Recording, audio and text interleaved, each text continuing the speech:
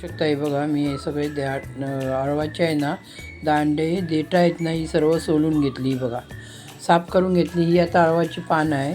आता आपण आहे ना बारीक चिरून घेऊया. चिरल्यानंतर मी तुम्हाला दाखवते. हे बघा, हे असं बारीक देठं मी आहे ना अळवाची चिरून घेतली बघा.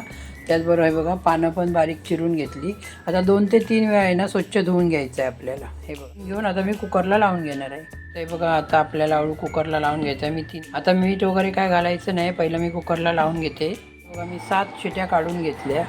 आता आपण त्याला व्यवस्थित असं घोटून घेऊया अळू. आणि मी फोडणीला कसं घालते ते तुम्हाला दाखवते. मी हे मालवणी पद्धतीमध्येच बनवणार आहे, जशी आमची आजी बनवायची त्या पद्धतीने, किंवा माझी आजी बनवायची, आई बनवायची त्या पद्धतीनेच मी बनवून दाखवणार आहे तुम्हाला. हे बघा, मी ते 2 पळी तेल घालून घेते बघा. राई घालून घेऊया, मोहरी, ही बघा, लसूण घालून घेऊया. आता आपल्याला व्यवस्थित तडतडावून घ्यायची आहे. राई आणि लसूण पाकळ्या एकदम करपूस जशा भाजल्या पाहिजे. नंतर आपण त्यामध्ये मिरची घालून घेऊया. परत आमची आजी त्यावेळी ज्यावेळी अळू बनवायची ना गावी, त्यावेळी आहे ना मातीच्या पंतेमध्ये आहे ना तेल टाकायची. चुलीवरती मातीची पंती गरम करायची, त्यामध्ये तेल टाकायची, राई टाकायची, 2-3 पाकळ्या लसणीच्या टाकायची आणि अळवाचा टोप मोठा असायचा ना, त्यामध्ये ती पंती टाकायची की झालं, तडका लागलं मस्तपैकी. आणि वास पण चांगला यायचा अळवाचा, मस्तपैकी आपला खायचो आम्ही व्यवस्थित पोट भरून. तर आता तुम्ही बघू शकता, हे बघा, मी मुंबईमध्ये या पद्धतीमध्ये बनवते. आता यामध्ये हे बघा हिरवी मिरची घालून घेते. झाली काय म्हणायची, वास चांगलं इलो, काय बनवलं. आता मुंबईमध्ये बोलतो सुगंध चांगला आला, काय बनवलं, असं होतं.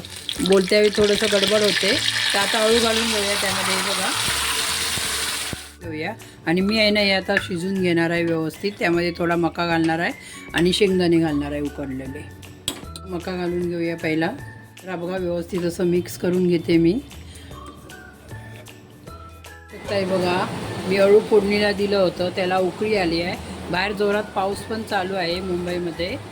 तर आता आपण त्यामध्ये कोकम, हळद, मीठ वगैरे घालून घेऊ. पहिलं मी खोबरं घालून घेते, सर मीठ घालून घेऊया, 5 ते 6 कोकम घालून घेऊया आणि व्यवस्थित मिक्स करूया. बघा, आणि मी आता परत 5 ते 10 मिनटं शिजून घेणार आहे.